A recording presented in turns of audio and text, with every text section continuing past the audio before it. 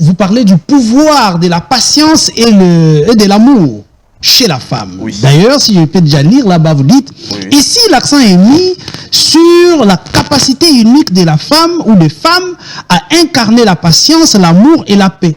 Exactement. Parlons de la paix. Aujourd'hui, l'Est de notre pays est attaqué. Comme d'habitude, vous allez comprendre, après la guerre, c'est toujours les femmes qui se battent pour rassembler la famille. Là, c'est parlons, là c'est sur la paix. Hein. Parlons un peu de ce que vous venez de dire, de la patience. Aujourd'hui, nous avons des pères polygames. Ok. Vous trouvez un monsieur avec 10 femmes, 8 femmes. Mais sa première femme, le légitime de la maison, supporte toutes ces bêtises. Mais maman, non, c'est mon mari. Je suis là. La patience, vous trouverez la patience chez la femme et non chez l'homme. C'est toujours la femme. Donc, je sais pourquoi j'ai parlé de la femme. Parce que la femme, parfois, elle-même, elle s'ignore. Il faut que la femme... vous estimez que la femme congolaise et africaine en général, elle s'ignore? Exactement.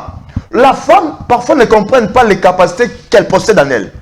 Or, si la femme comprenait au moins ce qu'elle est, ce pays changera. Très bien. Troisième chapitre, vous parlez de la femme et l'éducation. Je ne sais pas si vous parlez de l'éducation de la famille, parce que quand je lis la première phrase, vous dites, ces chapitres explorent le rôle de la femme en tant qu'éducatrice. Exactement. La meilleure éducation, c'est l'éducation de la base. L'éducation familiale. Ce n'est pas l'éducation de l'école. D'ailleurs, souvent, l'enfant bénéficie de la première éducation, ce que nous appelons l'éducation familiale. L'éducation de base. L'éducation de base. Et cette éducation ne vient ni de père, même si le papa était l'enseignant, même si le papa c'est un professeur des universités, il sera incapable d'encadrer son fils, il sera incapable d'encadrer sa fille. Mais cette femme, soit illettrée, cette femme, soit peut-être une insensée, Ndeko Isaac, rassurez-vous, la première éducation de base, ça vient de la femme. Donc la femme comme étant éducatrice de sa famille de base. Parce que parlons de l'éducation de la femme, beaucoup disent, bon, il y en a à Tangate. Souvent, vous allez comprendre nos ancêtres. Souvent, nos ancêtres femmes ne connaissaient pas les chemins de l'école. Okay. Souvent. Mais comment elles arrivaient plutôt à éduquer nos parents? Comment ça? Le Seigneur a mis une chose spirituelle dans la femme. Tu sois intelligente ou pas, tu seras en mesure d'éduquer l'enfant. C'est ça au moins la capacité. Très bien. Vous citez ici l'histoire de quelques femmes pionnières en Afrique. Au chapitre 4, vous dites un survol des femmes africaines qui ont marqué l'histoire. Y a-t-il des femmes africaines qui ont marqué l'histoire pendant que la femme était muselée, la femme était négligée? Exactement. Sont nombreuses. Sont nombreuses. La charité bien ordonnée qu'on commence par soi-même. Je cite Béatrice Kipavita. Chez nous en RDC. Béatrice, c'est un Congo. Okay. Beaucoup pensent que Béatrice, c'est une Angolaise. C'est un Congo. C'est la nôtre. Béatrice Kipavita. D'ailleurs, Kipavita, c'est un nom du Congo central. Béatrice Kipavita, pendant que beaucoup d'hommes, beaucoup de femmes se taisaient devant les Portugais, elle était la seule. Face à la colonisation. Exactement. Elle était la seule à hausser la voix en disant jusqu'à quand? Jusqu'à quand? Pendant qu'elle avait 24 ans seulement, avec son bébé au dos. Et cette femme a été brûlée vive, brûlée avec son bébé au dos. Pourquoi? Parce qu'elle était à mesure de dire non, à la place de dire non.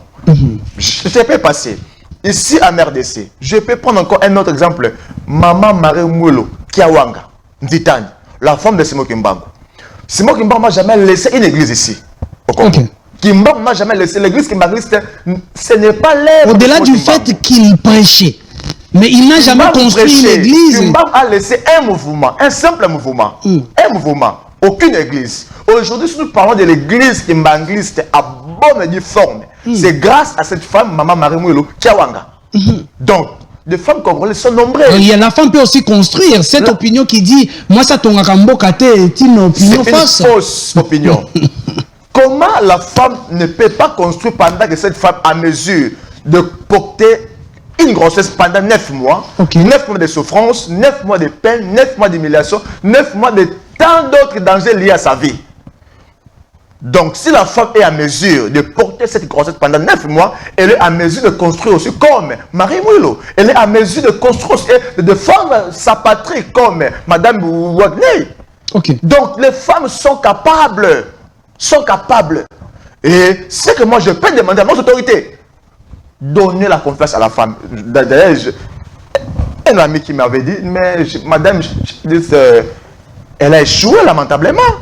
J'ai dit, comment elle a échoué? Depuis qu'on l'a confié le gouvernement, j'ai dit, non, donnez-moi des preuves qu'elle a échoué.